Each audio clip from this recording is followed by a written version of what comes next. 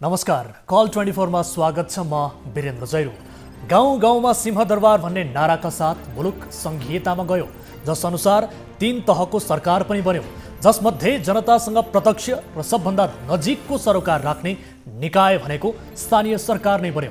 स्थानीय सरकार मार्फत जनताले सिंहदरबारको अधिकार पाउने भनेर दाबी पनि गरियो। जनताले कति अधिकार पाए त्यो त अनुभूति गर्ने कुरा हो, तर अधिकार भन्दा बढी भ्रष्टाचार मौलाएको सर्वविदितै छ र विभिन्न सर्वेक्षणहरूले पनि यसलाई प्रमाणित गरेको छ। त्यस्तै नुवाकोटको पञ्चकन्या गाउँपालिकामा एउटा अचम्मको घटना घट्यो, जुन हामीले यसअघि कल 24 मार्फत देखाइ पनि सकेका छौँ। गाउँपालिकामा जनप्रतिनिधिको लापरवाहीले गायब भएको 53 लाख रुपैयाँ अझै भेटिएको छैन। सामाजिक सुरक्षा भत्ता वितरणका लागि भनिएको रकम एकाएक गायब भएपछि रकम कता गयो, कसले दम्पच पार्यो, खोज्नै पर्ने भएको छ। त्यसैले यो विषयलाई आजको कार्यक्रममा फलोअप गर्दैछौँ। यता कोरोना महामारीमा विशेष गरी ठेकेदारहरू जो कामचोर छन्, ती ठेकेदारका लागि यो कोरोना महामारी धेरै राम्रो बहाना पनि बनेको छ। हुन त महामारीकै बीच पनि विकास निर्माणका कामहरू धमाधम भएका छन्, तर ठग्न पल्केका, काम चोर्न पल्केका ठेकेदारलाई पनि बहाना मात्रै। यस्तै बहानाले अहिले मुगुको खत्याड गाउँपालिका 11 मा निर्माणाधीन बिराबगर विद्युत आयोजना अलपत्र परेको छ। 2076 साल असोजमा सम्झौता भएको आयोजना विशेष गरी 18 महिनामा सम्पन्न हुनुपर्ने भए पनि 32 महिना बितिसक्यो, अझै सम्पन्न भएको छैन। आयोजना निर्माणका लागि मेगा पेवा जेभी कम्पनीले निर्माणको जिम्मेवारी लिएको छ भने विशेष गरी विद्युत पोल हाल्ने र लाइन तान्ने जिम्मा कश्मीर कम्पनी लिमिटेडले लिएका छन्। तर 32 महिना बितिसक्दा पनि कोरोना महामारीको बहाना देखाउँदै निर्माण कार्य नै ठप्प पारिएको छ। हिजो समय अभावका कारण सम्बन्धित निकायको जवाबदेहिता लिन सकेका थिएनौँ, त्यसैले आज यो विषयको जवाबदेहिता लिने प्रयास गर्नेछौँ। यसबाहेक तपाईँ दर्शक महानुभावहरूसँगको प्रत्यक्ष कुराकानीमा हामी जोडिनेछौँ।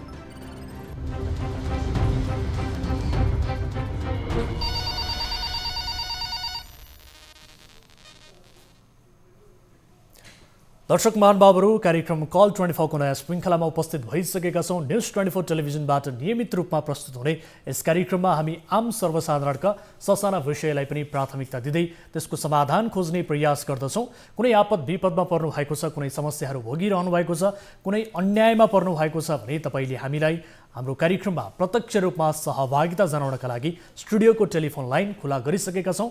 टोल फ्री नम्बर 1660112424, यसै गरी एनसेल नम्बर 980150 72424 र भाइबर नम्बर 9884011037 मा कल गर्न सक्नुहुनेछ र सँगसँगै तपाईँ हामीसँग भाइबर र वाट्सएप मार्फत जोडिएर पनि आफ्ना जिज्ञासाहरू, गुनासोहरू राख्न सक्नुहुनेछ र समाजमा भएका कुनै पनि गलत गतिविधि विरुद्ध तपाईँ खबरदारी गर्न चाहनुहुन्छ भने कार्यक्रममा प्रत्यक्ष रूपमा सहभागिता जनाउनुहोस् र आफ्नो समस्या राख्नुहोला र आफूले केही विशेष जानकारी पाउनु भएको छ भने त्यो जानकारी हामी समक्ष साट्नुहोला।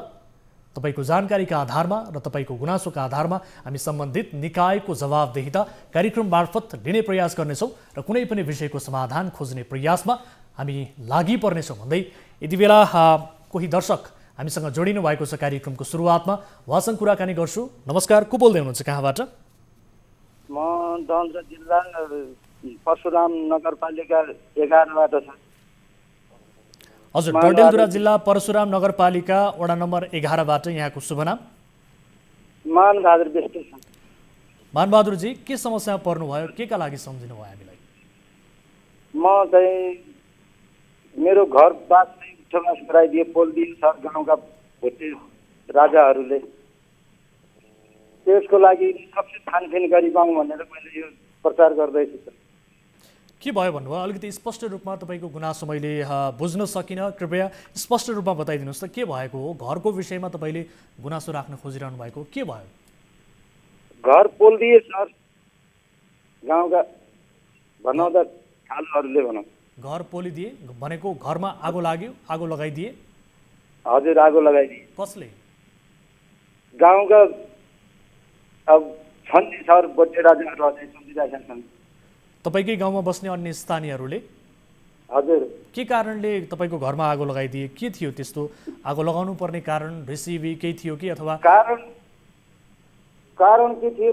सबै सार्वजनिक हुनुपर्छ, सबैलाई सम्मान हुनुपर्छ भनेर चाहिँ त्यस्तो भनेको थिए। त्यही हुनाले उनीहरूले मैलाई मात्रै, मेरो मात्रै होइन नि भनेर बोलेका छन् सर। ए तपाईँ ऐलानी जग्गामा तपाईँको घर थियो, सार्वजनिक जग्गामा घर थियो र तपाईँलाई त्यहाँबाट हट्नका लागि दबाब दिएर तपाईँ नहटेपछि तपाईँ घरमा आगो लगाइएको हो, यही हो समस्या? 81 आयो सर। ए तपाईँलाई जानकारी पनि दिएन? नयाँ प्रशासनलाई कसैले जानकारी दिएको छैन, मलाई पनि जानकारी दिएको छैन सर। नगरपालिकाले पनि जानकारी दिएको छैन? छैन सर, नगरपालिकाले न्याय बढिया दिएको छ सर, म अस्ति गएर आया हुँ। अनि तपाईँको घर जलाउने व्यक्तिहरू चाहिँ को हुन् त? तपाईँले चिने जानेकै व्यक्ति हुन् कि अथवा को हुन् त? चिने जानेकै हजुर। चिने जानेकै? एउटा धनबहादुर श्रेष्ठ, श्री मोली और यो आप हात भन्ने 3 जना छन् सर, खास गरेर मूल 3 जनालाई। अनि उहाँहरूले किन जलाउनु भयो त? विशेष गरी सार्वजनिक जग्गामा तपाईँ बसिरहेको हो भने तपाईँलाई हटाउनका लागि त नगरपालिकाले सूचना दिनु पर्ला होइन, अथवा नगरपालिकाले हटाउनका लागि पहल थाल्नु पर्ला। यी व्यक्तिहरू जसले तपाईँको घरमा आगो लाए ती व्यक्तिहरू नगरपालिकासँग सम्बन्धित कोही पदाधिकारी हुन्, कोही व्यक्ति हुन् नगरपालिकामा काम गर्ने, अथवा नगरपालिकाले खटाएका व्यक्ति हुन्? नै होइनन् सर, गाउँले हुन्। ए गाउँले हो? पनि गएको थियो, हामी बोल्दैनौँ भनेको पनि गएको। अनि तपाईँको घर जलाइदिइसके पछाडि के क्षति भयो त? कति क्षति भयो? त्यही थाहै छैन सर। परिवारले हाम फालिदियो त्यहाँ आगोमा। त्यसपछि मलाई होसै भएन सर, त्यहाँ यहाँ मधेस आएर अलि बल्ली होस आएर त्यसपछि खबर गरेँ मैले सबैलाई। तपाईँको वडा नम्बर 11 भन्नुभयो नि त, परशुराम नगरपालिका? हजुर हजुर। वडा नम्बर 11 का वडा अध्यक्षज्यूको नाम थाहा छ यहाँलाई? मानबहादुर महरा।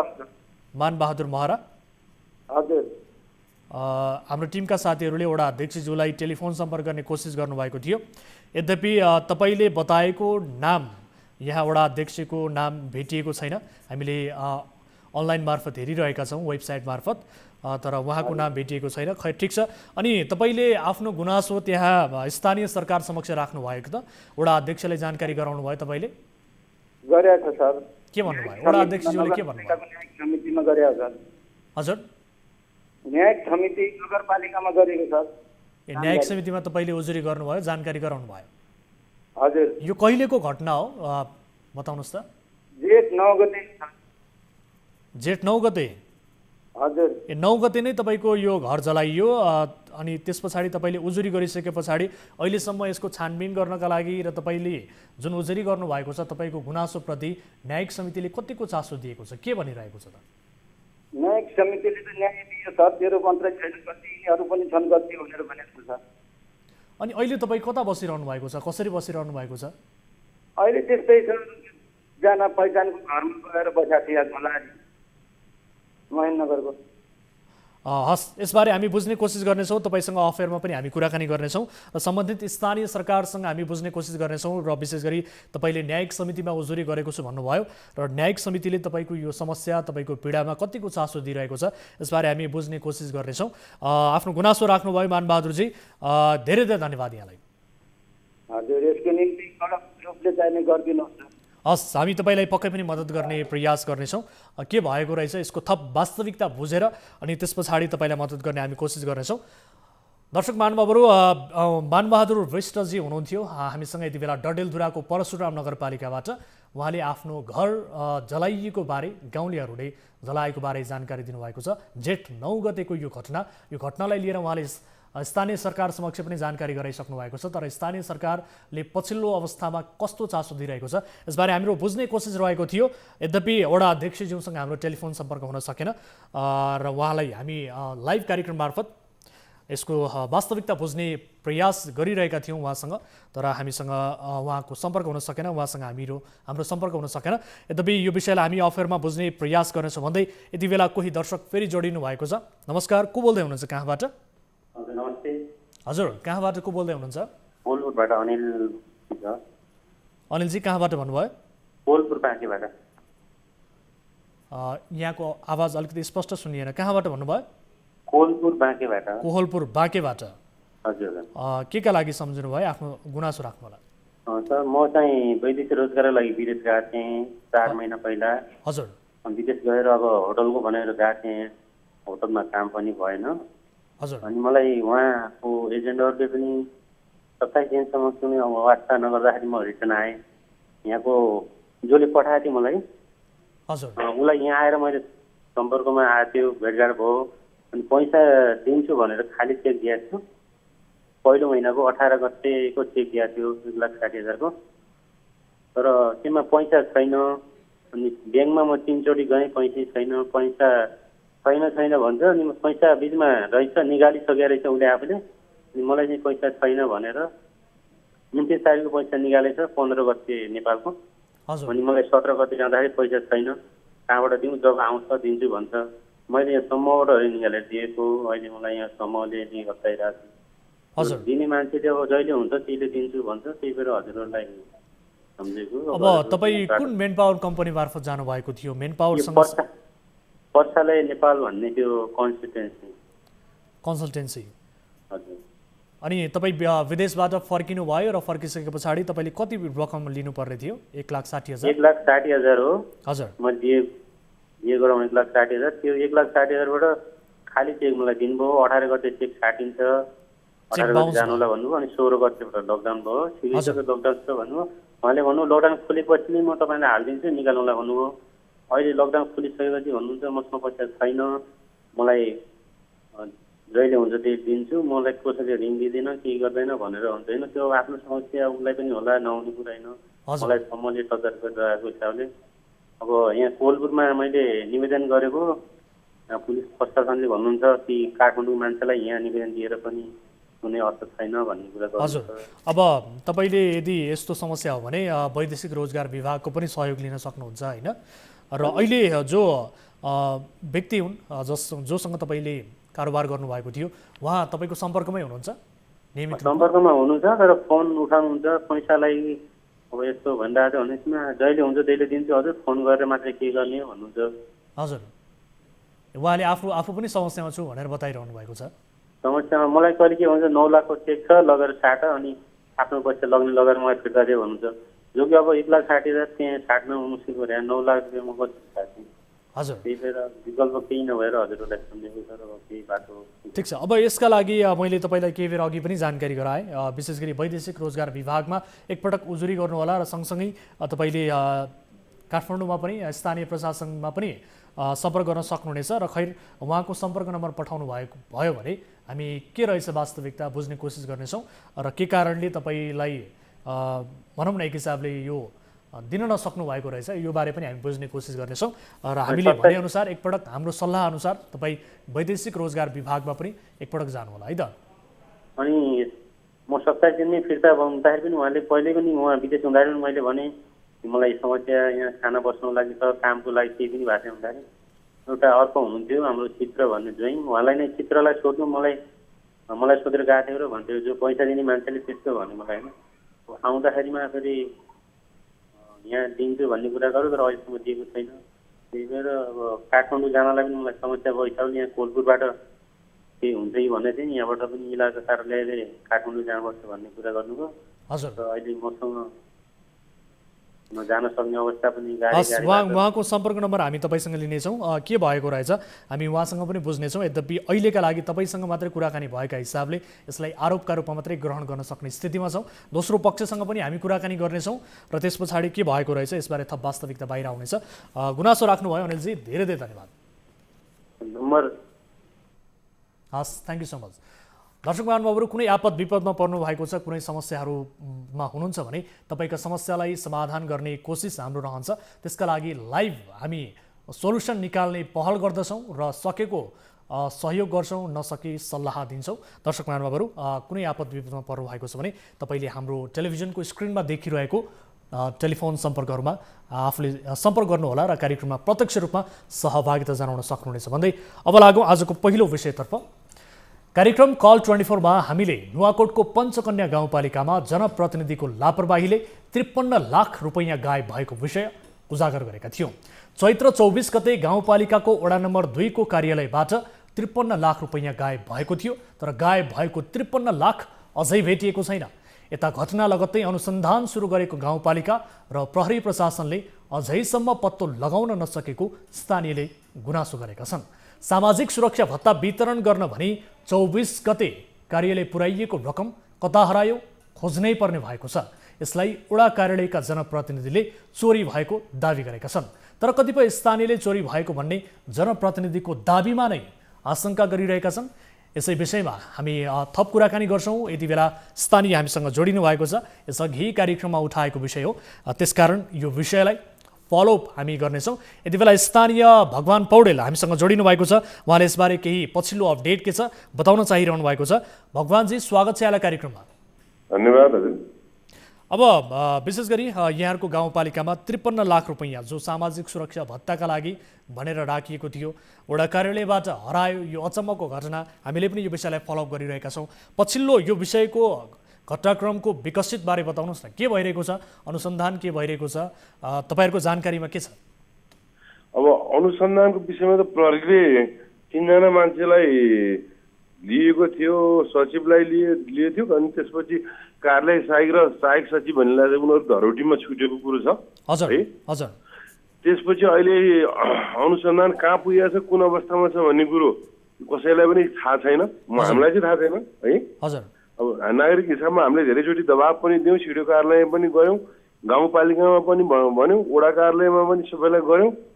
यसको अनुसन्धान अब फितलो देखिन्छ। जुन ठाउँमा पैसा हराएको भनेको छ त्यो पैसै त्यो दराजको लकरमा त्यत्रो पैसै जाँदैन। हजुर। त्यो पैसै त्यो नअट्ने ठाउँमा कसरी पैसा राखियो, यो गाउँपालिकाले चाहिँ किन त्यत्रो पैसा काट्न दियो? दिनदिहाडी चोरी भइरहेको ठाउँमा यहाँ पैसा चोरी हुन्छ एकान्त छ भन्ने कुरो जो सहायक सचिवलाई पनि थाहा छ, सचिवलाई पनि थाहा छ। सबैलाई हुँदै हुँदै यो हुँदै गर्दा पनि यसलाई चाहिँ महत्त्वपूर्ण चाहिँ ऊ दिनुपर्ने सेक्युरिटी दिनुपर्ने ठाउँमा सेक्युरिटी केही नदिकन त्यो पैसा थोरै गरेर बैङ्कबाट लिएर आएर बाँडायो भने एकैचोटि मान्न सक्ने अवस्था पनि होइन। हजुर। त्यसकारण अनुसन्धानको विषयमा पनि एकदम फितलो भयो। र अब अहिले बुढाबुढीहरूले चाहिँ दिनदिनै सोध्छन् पैसा के भयो, कहाँ आयो, आउँछ आउँदैन, बाँड्दैन भन्छ। यसमा अनभिज्ञ भइयो, केही पनि कुरो थाहा भएन अहिलेसम्म। अब भगवानजी, चैत्र 24 गतेको यो घटना, विशेष गरी जनप्रतिनिधिहरूले, त्यहाँ रहेका जनप्रतिनिधिहरूले यसलाई चोरी भएको दाबी गरिरहेका छन्। करिब 3 महिना पुग्यो, यो बिचमा अनुसन्धान पनि फितलो भइरहेको छ। के भइरहेको छ प्रपर रूपमा हामीले यसबारे जानकारी पाएका छैनौँ भनेर तपाईँले भनिरहनु भएको छ। अब तपाईँ एज अ एउटा त्यहाँको स्थानीय हुनुहुन्छ, यो घटनालाई कसरी लिनुभएको छ? 3 महिनासम्म पनि पत्ता नलाग्नु र अनुसन्धान पनि फितलो हुनु, गाउँपालिकाको तर्फबाट पनि आधिकारिक रूपमा स्थानीयलाई यसबारे जानकारी नहुनुलाई तपाईँहरूले कसरी हेर्नु भएको छ? यो पैसा जुन बेला म त यो पैसा चोरी भएको नै भन्दिनँ, यो त डिजाइनमा लुटाइएको पैसा जस्तो लाग्छ मलाई होइन। यो डिजाइनमा लुटाइएको छ, किनभने यो पैसा तपाईँ ठिक छ। भगवानजी एकैछिन होल्डमा रहनु होला। यति बेला हामीले सम्पर्कमा ल्याएका छौँ, यसअघिको कार्यक्रममा सम्पर्क हुन सकेको थिएन। तेजबहादुर तामाङ जो गाउँपालिका अध्यक्ष हुनुहुन्छ, पञ्चकन्या गाउँपालिकाका अध्यक्ष तेजबहादुर तामाङ हाम्रो सम्पर्कमा हुनुहुन्छ। अध्यक्षज्यू, स्वागत छ यहाँलाई कार्यक्रममा। धन्यवाद। अब यहाँको गाउँपालिकामा चैत्र 24 गते जुन यो एउटा अचम्मको घटना भयो, 53 लाख रुपैयाँ चोरी भयो भनेर यहाँहरूको दाबी छ, तर स्थानीयले त्यसलाई लिएर शङ्का पनि गरेका छन्। यो विषयको अनुसन्धान कहाँ पुगेको छ? अझै भेटिएन, करिब 3 महिना भइसक्यो। के भएको अध्यक्षज्यू? यसको अनुसन्धान चाहिँ अब अनुसन्धान गर्दै गर्दाखेरि चाहिँ पछि यो मुद्दा अगाडि बढ्यो, अदालत पुग्यो। हजुर। अदालत पुगिसकेपछि धरौटीमा रिहा हुनु भएको छ 3 जना कर्मचारीहरू। हजुर। र अहिले हामीले बुझ्ने त अदालतमा बुझ्ने, त्यसपछि प्रहरीलाई बुझ्ने कुरा हो। हजुर। त्योभन्दा अन्यत्र ठाउँ बुझ्ने ठाउँ छैन। उहाँहरूलाई बुझ्ने क्रममा चाहिँ उहाँहरूले अब अनुसन्धान जारी छ, चलिराखेको छ। अब छिट्टै पत्ता लाग्छ भन्नुहुन्छ, तर कहिले लाग्ने हो त्यसको विषयमा अहिलेसम्म हामी पनि अन्यलमै छौँ सर। अब अनुसन्धान पनि फितलो भइरहेको छ भनेर स्थानीयले प्रत्यक्ष रूपमा हामीलाई जानकारी दिइरहनु भएको छ। करिब 3 महिना बितिसक्यो। यो घटना चाहिँ भएको के हो? तपाईँहरूको दाबी चाहिँ के हो? तपाईँहरूको अनुमान चाहिँ के हो? चोरी भएकै हो कि अथवा कहीँ कतै त्यहाँ कर्मचारीबाट बदमासी भएको हो कि जनप्रतिनिधिबाटै त्यहाँ बदमासी भएको हो कि? तपाईँहरूले यसलाई कसरी लिनुभएको छ सर? एज अ तपाईँ एउटा गाउँपालिकाको अभिभावक हुनुहुन्छ, तपाईँले यो घटनालाई कसरी लिनुभएको छ? म त यो घटना चोरी हो भनेर भन्दिनँ सर मैले। अब यो चोरी भएको चाहिँ वास्तवमा चोरी भएको देखिँदैन। हजुर। पैसा लिएर आएको अब त्यहाँ त्यो वडाको सहायक सचिवज्यूले चाहिँ पैसा लिएर आएर झोला बिसाएको देखिन्छ। हजुर। त्यो झोलाबाट चाहिँ पैसा निकालेर चाहिँ त्यहाँको दराजमा राखेको देखिँदैन। हजुर। सीसी क्यामेराको फुटेजमा चाहिँ अब झोला बोकेर विद्युतबाट चाहिँ पैसा लिएर आएको, पैसाको झोला बोकेर अब त्यो कार्यालयभित्र प्रवेश भएको देखिन्छ। त्यसपछिबाट त्यो झोलाबाट पैसा निकालेर राखेको देखिँदैन। त्यसपछि राति एकजना मान्छे अब मलाई लाग्छ त्यो र्याङ्कोटको अब त्यो सिसी क्यामेराको अब क्षमता त्यस्तो हो अथवा अन्यथा के हो, राति त्यो बत्ती नबालेको कारणले हो कि हो, सबै सेतो देख्छन्। त्यो सेतो देख्दा चाहिँ त्यो मलाई लाग्छ पिपी सेटै लगाएको जस्तो अथवा र्याङ्कोटको त्यो टोपी भएको र्याङ्कोट लगाएको हो कि भन्ने अनुमान छ। त्यो मान्छे पनि राति पुरै चाहिँ अब मुख छोपेर अब मास्क लगाएर आएको देखिन्छ र त्यो मान्छेले पनि राति झोला बोकेर आउँछन्, तर त्यो झोला बोकेकोमा उनी फर्किन्छन् र त्यो दराजसम्म पुग्छन्, दराज खोलेको पनि देखिन्छ।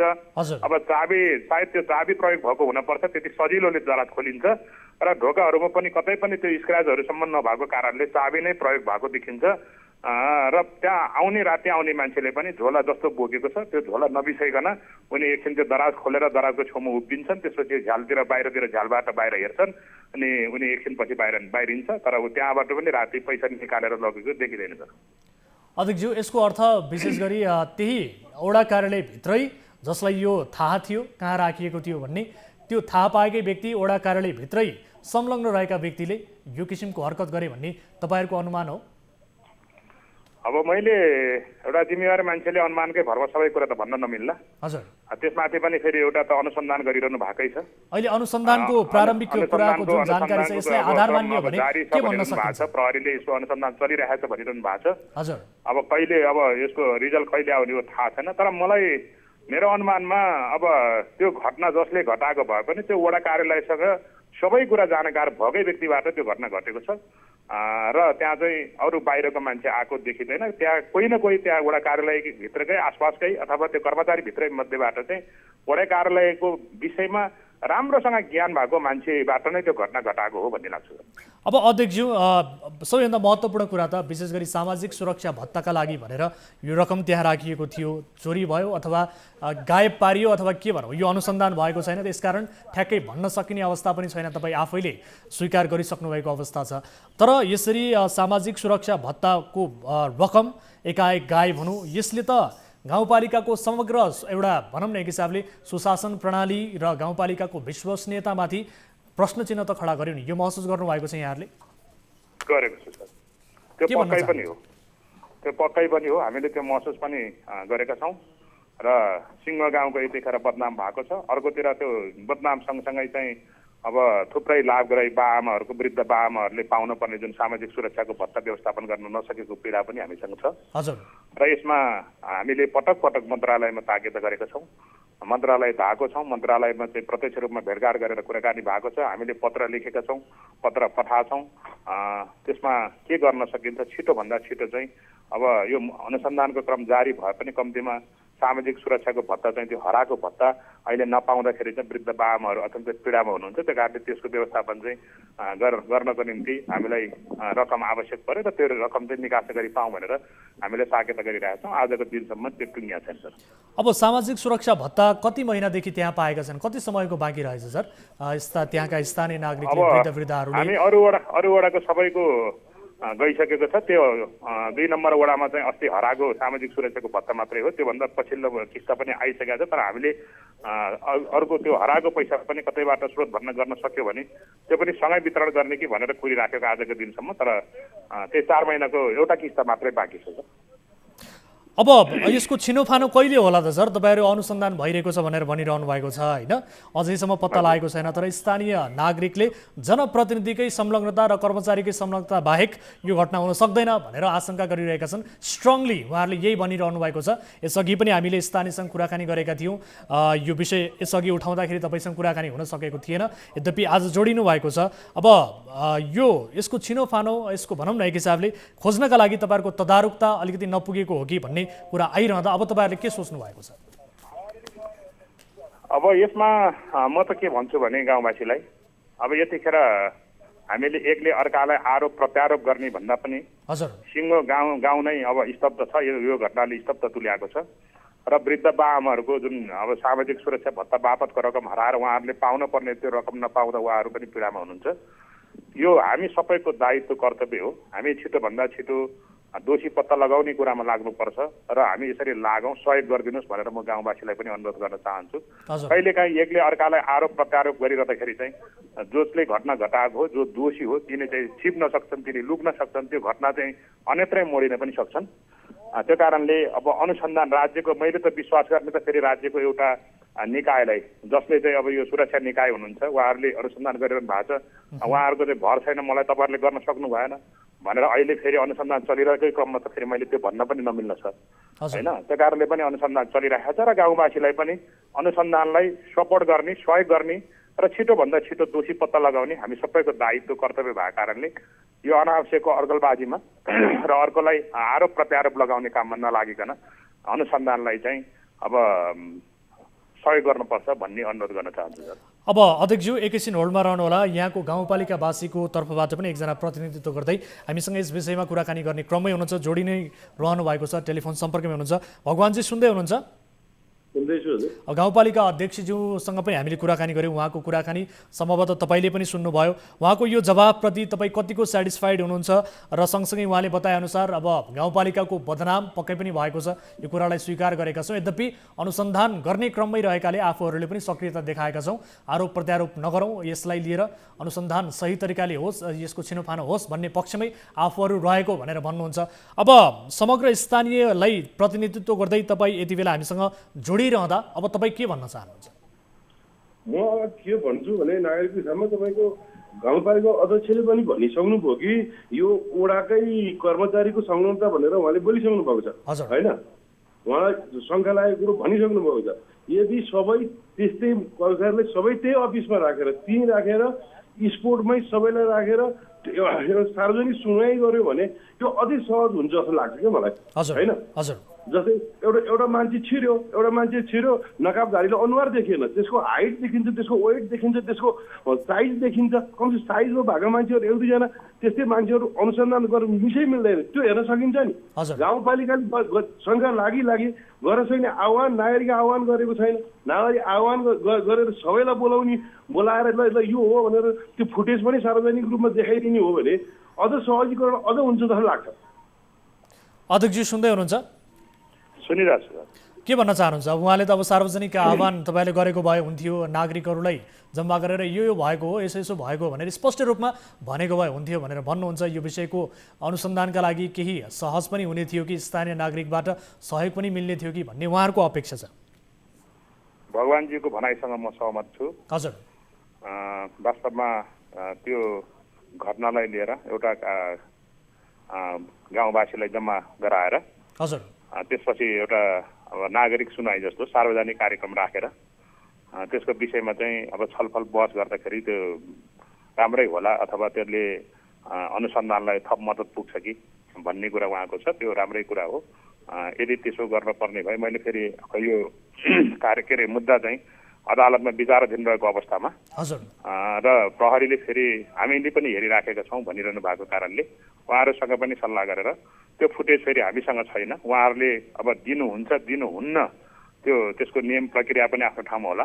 त्यो फुटेज पनि प्रहरीसँगै सुरक्षित छ भनेर भनिरहनु भएको छ। तर मलाई कहिलेकाहीँ फेरि यो लामो समयसम्म यसरी रहँदाखेरि चाहिँ त्यो फुटेजहरू पनि भोलि चाहिँ अब त्यहाँ हराउन सक्ने अथवा अनुसन्धान प्रभावित हुने हो कि भन्ने आशंका तपाईँमा पनि छ? एकदम, मलाई कहिलेकाहीँ त्यसको आशंका पनि बढ्न थालेको छ सर। यो भोलि त्यो फुटेजहरू जति हामीले हिजो जति देखाएको थियो त्यो कतै चाहिँ भोलि हराउन सक्ने, अब त्यो चाहिँ छुट्न सक्ने, टुट्न सक्ने, अब त्यो कारणले पनि त्यो चाहिँ अब भोलि नोक्सानी हुन्छ कि भन्ने डर पनि छ। त्यो कारणले यो भगवानजीले जुन हिसाबले त्यो फुटेजहरू पनि सार्वजनिक गर्न पायो भने त्यसले अझ अनुसन्धानलाई थप मद्दत पुग्छ कि भनेर जुन कुरा गर्नु भएको छ त्यो राम्रो कुरा हो।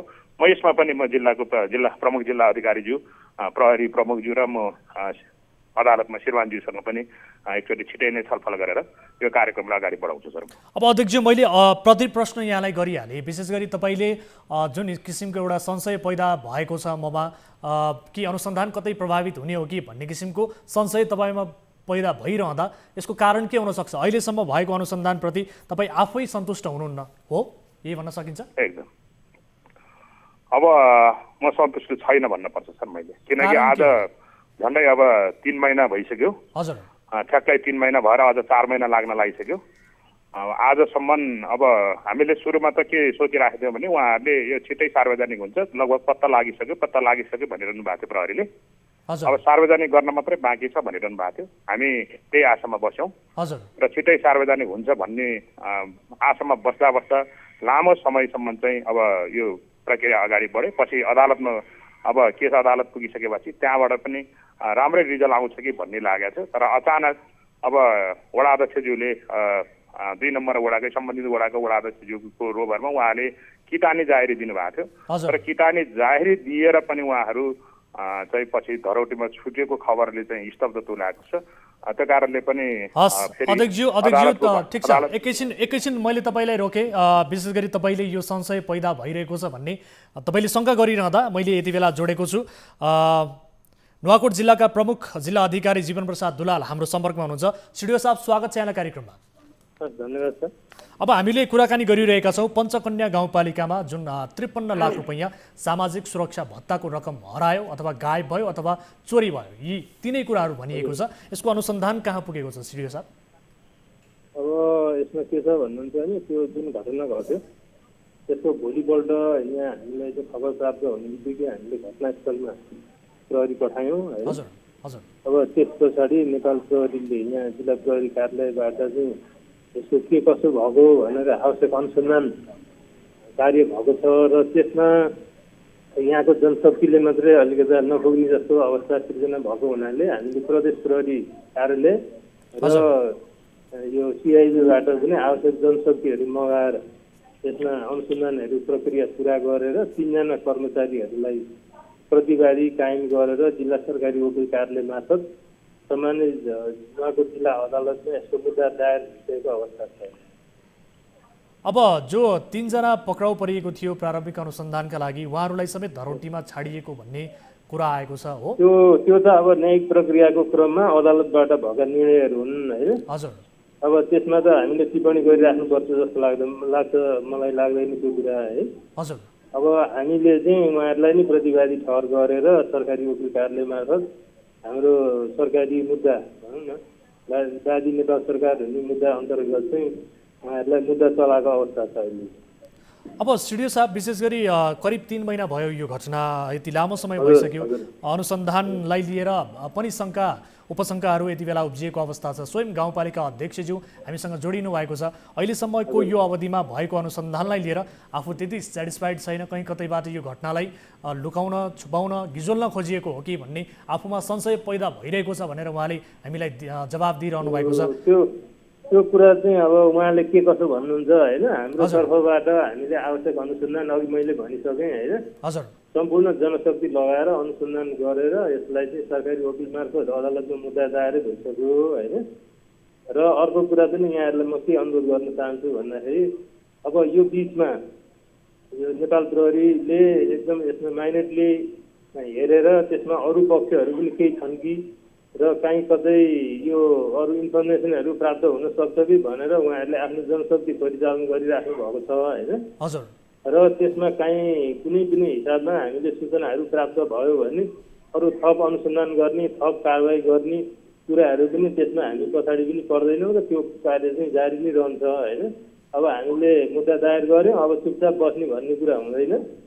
अब त्यसका अरू पक्ष अरू पाटोहरू पनि हुन सक्छन्, जस्तै सङ्घीय मामला तथा सामान्य प्रशासन मन्त्रालयबाट पनि त्यसमा छानबिन समिति गठन भएर छानबिन भएको छ र हामीले यस्तो घटनाहरू भयो भनेर सम्मानित अख्तियार दुरुपयोग अनुसन्धान आयोगमा पनि जानकारी गराएका छौँ लिखित रूपमा होइन। त्यो भएको हुनाले मलाई चाहिँ म के आशावादी छु भने यो घटनामा संलग्न जोसुकै भए पनि कानुनी कठघरामा आउँछन् र यसलाई चाहिँ कानुन बमोजिम दण्ड सजाय हुन्छ भन्ने कुरामा म चाहिँ विश्वस्त छु। हस्, समय र जानकारीका लागि धन्यवाद र सँगसँगै अध्यक्षज्यूलाई पनि म धन्यवाद दिन चाहन्छु।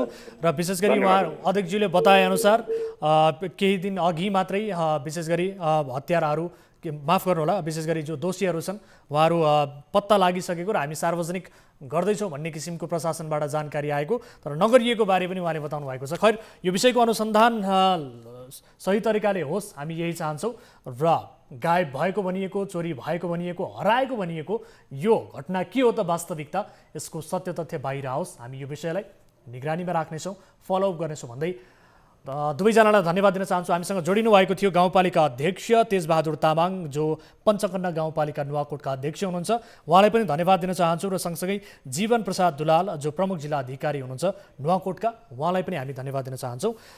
यो विषयमा हामीले आज फलोअपका रूपमा कुराकानी गऱ्यौँ र दर्शक महानुभावहरू यो हामीले यसअघि उठाएको विषय हो र चैत्र 24 गते गाउँपालिकाको वडा नम्बर 2 को कार्यालयबाट 53 लाख रुपैयाँ गायब भएको थियो र जस अनुसार सीसीटीभी फुटेजमा चोरी भएको देखिएको भनेर स्वयं गाउँपालिका अध्यक्षज्यूले बताउनु भएको छ। यद्यपि त्यो सीसीटीभी फुटेज भने यति बेला प्रशासनको अनुसन्धानको दायरामा छ। यति बेला कोही दर्शक हामीसँग जोडिनु भएको छ, यो विषयलाई यही थाती राख्छौँ, उहाँसँग कुराकानी गर्छौँ। नमस्कार, को बोल्दै हुनुहुन्छ, कहाँबाट? नमस्कार, म तुलसी खतिवडा सुनसरी मालपोतबाट हो होइन। हजुर खतिवडाजी, के समस्यामा पर्नुभयो? म चाहिँ समस्यामा यहाँ मेरो इटरीमा 10 धुर जग्गा थियो। हजुर। अनि मैले बेच्नलाई यहाँ किन्ने बेच्ने मान्छे 3 जना भएर आइयो। अहिले चाहिँ त्यो छिमेकीवाला मेरो जग्गाको छिमेकीवाला घरवाला मान्छे चाहिँ मलाई नसोधी किन बेच्न खोज्नुभयो, मलाई कि त पैसा चाहिन्छ 1 लाख होइन, हजुर, कमिसनको हिसाबले, कि त मलाई सोध्नु पर्थ्यो भनेर चाहिँ मलाई मान्छे ल्याएर पुरा फर्काउँदै हुनुहुन्छ। अनि पुलिसलाई सोधेको सुरक्षा के छ भनेर भन्दा निवेदन हाल्नुपर्छ भनेर, अनि तपाईँहरूको सहयोग मागेको मैले चाहिँ। ठ्याक्कै के भएको अलिकति विस्तृतमा भन्नुहोस् त, मैले तपाईँको समस्या अलिकति बुझिन, माफ गर्नुहोला। ठ्याक्कै भन्दाखेरि यहाँ इटरी सुनसरीको इटरीमा 10 धुर मेरो नाममा जग्गा थियो। 10 धुर जग्गा छ तपाईँको नाममा? मैले किन्ने र बेच्ने मान्छे हामी बाहिरै कुरा गरेर दामसाम सबै गरेर आज पास गर्न आयौँ। हजुर। अब त्यो जुन मेरो जग्गा भएको छिमेकीको मा चाहिँ एउटा घर छ। हजुर। त्यो घरको दाइले चाहिँ मलाई नसोधी किन बेच्न खोज्नुभयो, कि त मलाई 1 लाख रुपियाँ चाहिन्छ, कि त मलाई सोध्नु पर्थ्यो भनेर यहाँ मान्छे ल्याएर मलाई चाहिँ उ गर्नु भएको छ कि अहिले।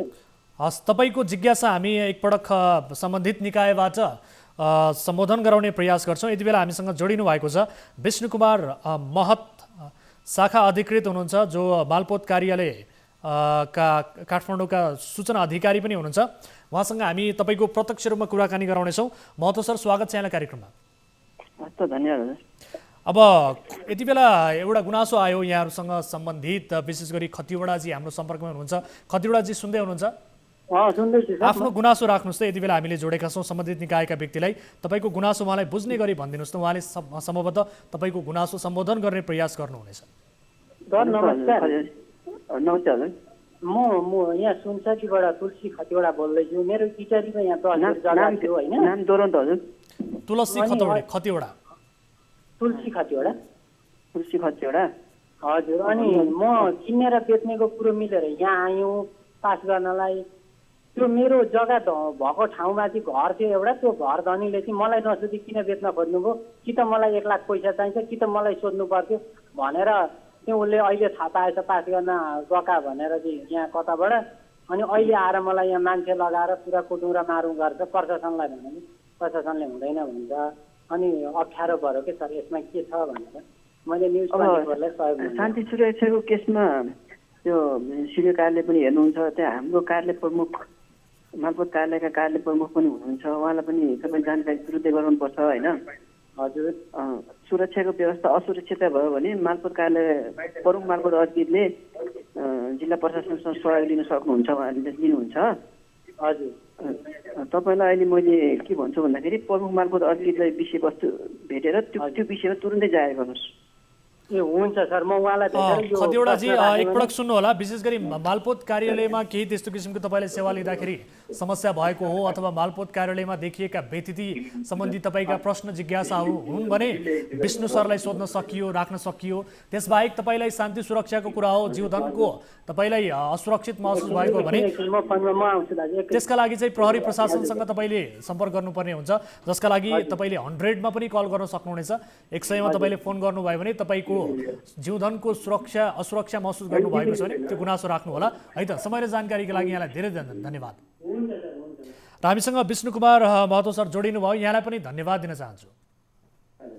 हस्, थ्याङ्क यू सो मच। दर्शक महानुभावहरू, अब लागौँ अर्को विषयतर्फ। यो पनि हिजोको फलोअपको विषय रहेको छ। मुगुको खत्याड गाउँपालिका 11 मा निर्माणाधीन बिराबगर विद्युत आयोजना 32 महिना बितिसक्दा पनि सम्पन्न हुन सकेको छैन। सम्झौता अनुसार 18 महिनामा सम्पन्न हुनुपर्ने यो आयोजना 32 महिना बितिसक्दा पनि बन्न नसकेको हो। जिल्लाको खत्याड गाउँपालिकाका बस्ती र छिमेकी जिल्ला बाजुराका केही बस्तीलाई लक्षित गरी 2076 साल असोजबाट निर्माण कार्य सुरु गरिएको थियो। आयोजना निर्माणको जिम्मा मेगा फेवा जेवी कम्पनीले पाएको थियो भने विद्युतको पोल हाल्ने र लाइन तान्ने जिम्मा कश्मीर कम्पनी लिमिटेडले लिएका छन्। तर 32 महिना बितिसक्दा पनि कोरोना महामारीको बहाना देखाउँदै निर्माण कार्य नै ठप्प पारिएको छ। यस विषयको विस्तृत रिपोर्ट हामीले हिजोको कार्यक्रममा प्रस्तुत गरेका थियौँ, तर सम्बन्धित निकायको जवाफदेहिता भने पाएका थिएनौँ। त्यसकारण आज हामी सम्बन्धित निकायसँग यसबारे कुराकानी गर्ने प्रयास गरिरहेका छौँ। दर्शक महानुभावहरू, सबैभन्दा पहिले स्थानीयसँग कुराकानी गर्छौँ, त्यस पछाडि यो आयोजनासँग सम्बन्धित रहेका व्यक्तिहरूसँग हामी कुराकानी गर्नेछौँ। यद्यपि हामीलाई जानकारी प्राप्त भएअनुसार 2वटा कम्पनीले यसको जिम्मेवारी लिएका थिए। ती 2वटा कम्पनीका सम्बन्धित व्यक्तिहरू अहिले यो गाउँमा देखिएका छैनन्, बेपत्ता छन्। यद्यपि त्यहाँ सहजकर्ताको रूपमा भने अजबहादुर शाही जो आयोजना सहजकर्ता हुनुहुन्छ उहाँ रहनु भएको छ र उहाँसँग हामी कुराकानी गर्ने प्रयास गर्छौँ र सँगसँगै खत्याड गाउँपालिकाका जनप्रतिनिधिसँग पनि हामी यो आयोजनाका विषयलाई लिएर स्थानीय सरकारको जानकारीमा के छ र स्थानीय नागरिकले गरिरहेको गुनासोलाई लिएर स्थानीय सरकारले कसरी हेरिरहेको छ यसबारे हामी जानकारी लिने प्रयास गरिरहेका छौँ। दर्शक महानुभावहरू, हाम्रो टिमका साथीहरू टेलिफोन सम्पर्क गरिरहनु भएको छ। 27 करोडको लगानीमा रहेको यो आयोजना 18 महिनाभित्र सम्पन्न गर्नुपर्ने सम्झौता गरिएको थियो। 2वटा कम्पनीले यो आयोजनाको जिम्मेवारी लिएका थिए, तर 32 महिना बितिसक्यो। अहिले भने कोरोना महामारीपछि निम्तिएको निषेधाज्ञालाई अहिले यी 2 कम्पनीले बहाना बनाइरहेका छन्। यो मुलुकमा देखिएको समस्या पनि हो। पछिल्लो समय विकास निर्माणमा ठेकेदार कम्पनीहरूले लकडाउन निषेधाज्ञालाई ठुलो बहाना बनाएका छन्, राम्रै बहाना बनाएका छन्। यद्यपि कतिपय क्षेत्रमा भने लकडाउनकै अवधिमा पनि धमाधम काम भएका छन्, निकै राम्रा कामहरू भएका छन्। ग्रामीणदेखि सहरी क्षेत्रमा पनि काम तीव्र रूपमा भएका छन्। यस्ता उदाहरण पनि छन्। यद्यपि अधिकांशका लागि भने निषेधाज्ञा बहाना गर्ने समय बनेको छ, बहाना गर्ने एउटा राम्रो अवसर पनि बनेको छ, मसला नै बनेको छ। दर्शक महानुभावहरू, यसबारे हामी कुराकानी गर्ने कोसिस गरिरहेका छौँ।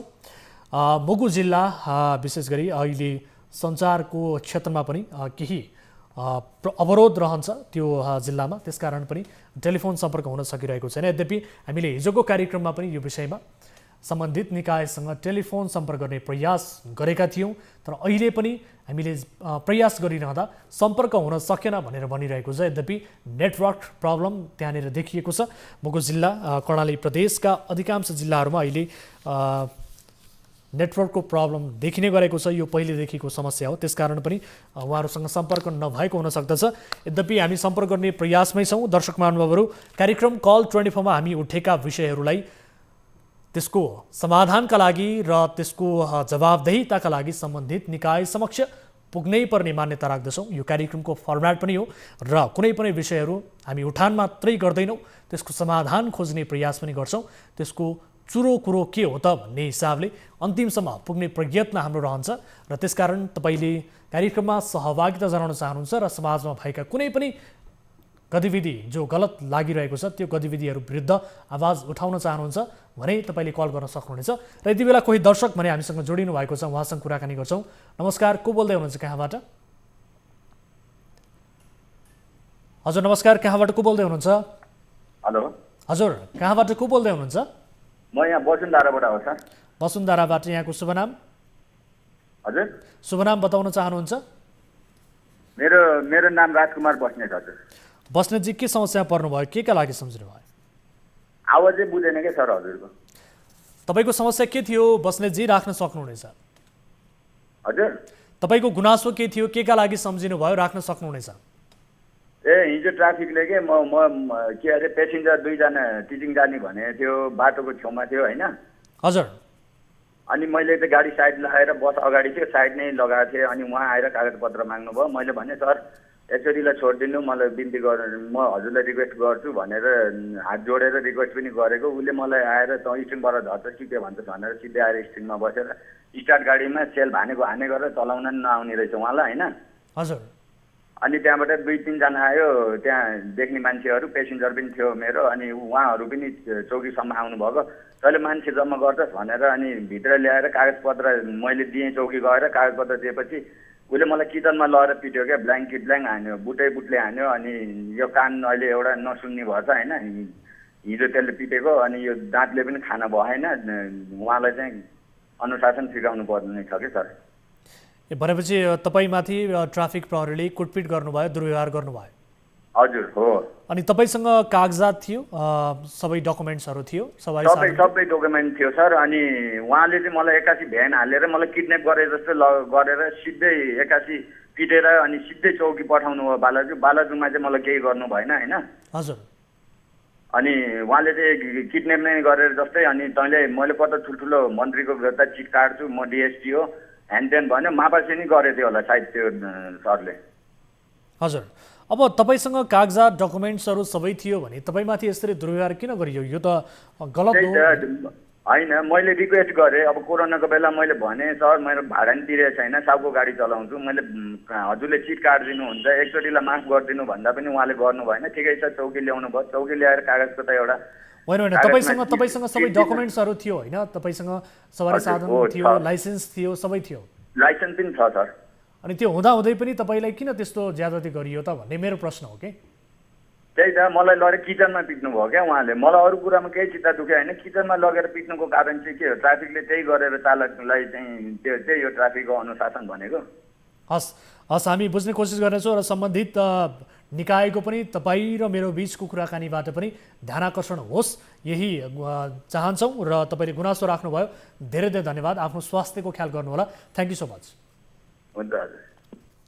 दर्शक महानुभावहरू, यसरी ट्राफिक प्रहरीले ज्यादती गरेको गुनासो आएको छ। यी यदाकदा यस्ता दृष्टान्तहरू विगतका दिनमा पनि देखिएका छन् कि सवारी साधनमा चलाउने जो सवारी चालकहरू हुनुहुन्छ उहाँहरूप्रति ट्राफिक प्रहरीले ज्यादती गरेका घटनाहरू नौलो होइन। यसतर्फ सम्बन्धित निकायको ध्यान आकर्षण होस्। यदि उसँग सबै किसिमको डकुमेन्ट्सहरू छ अथवा नभए पनि उसलाई सम्झाउने बुझाउने अथवा नियमअनुसार कारबाहीको प्रक्रिया अगाडि बढाउने यस्ता किसिमका गतिविधिहरू गर्नुपर्नेमा उल्टै कुटपिट गर्ने, दुर्व्यवहारमा उत्रने यो अनुशासनहीनता हो। त्यसकारण यसतर्फ सम्बन्धित निकायको ध्यान आकर्षण होस्।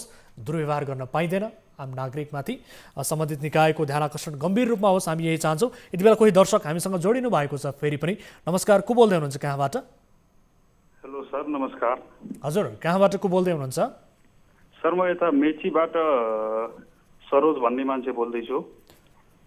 सरोजजी, के का लागि सम्झिनु भयो? आफ्नो गुनासो राख्न सक्नुहुनेछ। सर अहिले हाल यो देशमा चाहिँ नि यो कोरोना महामारीले गर्दाखेरि कम्प्लिटली 31 गतेसम्म लकडाउन भएछ।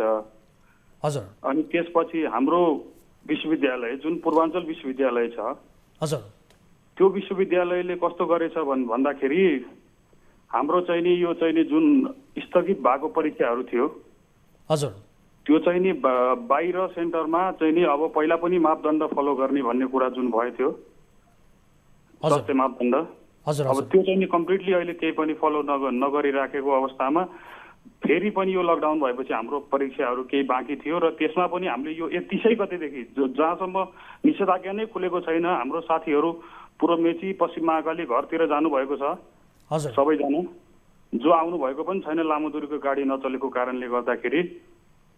र त्यो कारणले गर्दा विश्वविद्यालयले हतारमा यसरी ग्रिन सेड्युल निकालेर हामी 8-10 हजार इन्जिनियरिङ संकायको विद्यार्थीलाई मार परेको अवस्था छ।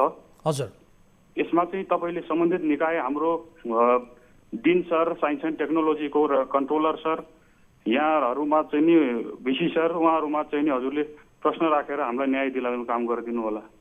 अब सरोजजी, तपाईँले भन्न खोज्नु भएको जुन हतारमा यो परीक्षाको तालिका निकालियो, यसले गर्दा तपाईँहरूलाई मार भयो, विशेष गरी तपाईँहरू परीक्षा दिन सक्ने अवस्थामा हुनुहुन्न अहिले भन्न खोज्नु भएको हो। यो परिस्थितिमा सकिँदैन, हामी सहज रूपमा परीक्षामा सामेल हुन सक्दैनौँ भन्ने तपाईँको गुनासो। हाम्रो कैयौँ साथीहरू, मेरै पनि कैयौँ साथीहरू सङ्क्रमित छ, अझै पनि आइसोलेसनमा छ सर। हजुर, होइन त्यो अवस्थामा आएर फेरि तपाईँले देखिरहनु भएको छ सङ्क्रमण दर बढिरहेको छ सर, होइन। अब त्यो अवस्थामा आएर हामीले फिजिकल्ली भौतिक रूपमा कसरी चाहिँ इक्जाम दिन सक्छौँ, त्यही पनि 31 गते जबकि लामो दूरीको सवारी साधन खुलेको पनि छैन, होइन। हामी त मारमा परेछौँ नि त सर। हजुर, अब सरोजजी, तपाईँले यो गुनासो राखिरहँदा ठिक छ, 12-13 हजार इन्जिनियरिङ पढ्ने विद्यार्थीको आवाज हो सर, यो मेरो मात्र आवाज होइन, तपाईँले बुझ्न सक्नुहुनेछ। हजुर, अब तपाईँले यो गुनासो राखिरहँदा अर्कोतर्फ के छ भने अब यो निषेधाज्ञा कोरोना महामारीका कारण आफूहरूको पढाइ निकै प्रभावित भयो भनेर धेरै विद्यार्थीहरूले समयमा परीक्षा हुनु पर्यो, गरिदिनु पर्यो, तालिका सार्वजनिक गरिदिनु पर्यो। यद्यपि स्वास्थ्य मापदण्डहरू प्रोटोकलहरू सही तरिकाले पालना गरेर भए पनि आफ्ना नियमित जाँचहरू गराइदिनु पर्यो भनेर हार गुहार गरिरहेका छन्, तर तपाईँको ठिक विपरीत आयो। यो के स्वास्थ्य मापदण्डहरू पालना नहुने हिसाबले, चिन्ता भएका हिसाबले तपाईँलाई यो हो कि अथवा के कारणले गुनासो राख्न खोज्नु भएको? सर, अब तपाईँले हाम्रो चाहिँ नि पूर्वाञ्चल विश्वविद्यालयको ग्रुप र पेजहरू धेरै 2-3टा ग्रुप र पेजहरू छ सर। त्यसमा अधिकांश विद्यार्थीहरू जोडिएको छ, तपाईँले हेर्न पनि सक्नुहुन्छ सामाजिक सञ्जालमा। त्यसमा चाहिँ नि सर तपाईँले हेर्नुहुन्छ भने 90% भन्दा माथि विद्यार्थीको जो चाहिँ नि त्यहाँ आवाज छ सर, त्यो सबैको आवाजले भनिरहेको छ कि यो एक्जामको लागि एप्रोप्रिएट टाइम होइन। हजुर होइन, किनभने 31 गते न तपाईँको लामो दूरीको सवारी साधन खोलेको छ होइन, विभिन्न ठाउँमा चाहिँ नि यो लकडाउनको कारणले गर्दा विद्यार्थीहरू आफ्नो घर गएको अवस्था छ होइन। विद्यार्थीहरूको एकदमै ठुलो दबाब हुँदाहुँदै पनि विश्वविद्यालयले चाहिँ एउटा गैर जिम्मेवारीपूर्ण तवरले चाहिँ यो चाहिँ नि रुटिन निकालेको छ। यसमा चाहिँ विभिन्न विद्यार्थी सङ्गठनहरूले पनि चाहिँ नि आफ्नो चाहिँ नि मतभेदका कुराहरू राखेका छन् होइन। प्लस यो स्टुडेन्ट वेलफेयर काउन्सिलहरू, यो चाहिँ विभिन्न चाहिँ स्वतन्त्र विद्यार्थीहरू, यो हरेक ठाउँबाट चाहिँ यसको दबाब पनि भइरहेको छ। तपाईँले सामाजिक सञ्जालमा एकचोटि चेकआउट गर्न पनि सक्नुहुन्छ सर। सरोजी, अब तपाईँले भन्न खोजेको गुनासो मैले बुझेँ। विशेष गरी यो कोरोना महामारीको यो विषम परिस्थितिमा चाहिँ यो परीक्षाको तालिका ननिकाल्नु पर्ने थियो, यद्यपि यसलाई अलिकति पोस्टपोन गर्नुपर्ने थियो भन्ने तपाईँहरूको मान्यता हो, तपाईँहरूको आवाज हो है त? हजुर हजुर सर, हाम्रो मान्यता त्यही छ सर। हस्, हामीले बुझ्यौँ। सम्बन्धित निकायको ध्यान आकर्षण होस्। यद्यपि अहिले मैले केही बेर अघि पनि यहाँलाई भने कि विद्यार्थीहरूले निकै पढाइ प्रभावित भयो भन्ने हिसाबले आफूहरूले जाँच दिनका लागि अनुरोध गरिरहेका छन्। तालिका कहिले आउँछ भनेर कुरेर बसिरहेको अवस्था पनि छ। अर्कोतर्फ यो विषय के रहेछ हामी बुझ्ने कोसिस गर्नेछौँ। समय र जानकारीका लागि धन्यवाद। गुनासो राख्नुभयो, थ्याङ्क यू सो मच। धन्यवाद सर। दर्शक महानुभावहरू, उहाँसँगको यो कुराकानी सँगसँगै आजलाई कार्यक्रमको निर्धारित समय सकिएको छ। कार्यक्रमका उठेका विषयहरूलाई हामी फलोअप गर्नेछौँ अफेयरमा, अथवा कतिपय विषयलाई त्यसको संवेदनशीलता, त्यसको गहिराईलाई बुझेर हामी रिपोर्ट मार्फत प्रस्तुत गर्दै कार्यक्रममा पनि ती विषयहरूलाई उठाउनेछौँ भन्दै आजका लागि कार्यक्रमबाट बिदा हुन्छौँ। कुनै आपद विपदमा पर्नु भएको छ, कुनै समस्याहरू भोगिरहनु भएको छ र आफ्नो गाउँठाउँमा भइरहेका कुनै गलत विकृति व्यतिथि विरुद्ध खबरदारी गर्न चाहनुहुन्छ भने हाम्रो टोल फ्री नम्बर 1660112424, यसै गरी एनसेल नम्बर 980115 72424 र भाइबर नम्बर 9884 011 037 तपाईँले कल गर्न सक्नुहुनेछ। र सँगसँगै इन्टरनेटको पहुँचमा हुनुहुन्छ भने तपाईँ हामीसँग भाइबर र वाट्सएप मार्फत जोडिन सक्नुहुनेछ र हामीले तपाईँहरूका समस्या सुन्नका लागि, तपाईँको गुनासो सुन्नका लागि 24 हेल्प डेस्क निरन्तर रूपमा सञ्चालन गरिरहेका छौँ र 24 घण्टा आफ्ना गुनासोहरू तपाईँले राख्न सक्नुहुनेछ। तपाईँको गुनासोका आधारमा हामी सम्बन्धित निकायलाई थप जवाबदेही बनाउने र तपाईँका कुनै पनि समस्यालाई समाधान गर्न पहल गर्ने कोसिस गर्नेछौँ भन्दै आजका लागि कार्यक्रमबाट बिदा हुन्छौँ। हामी निरन्तर न्युजमा छौँ। नमस्ते।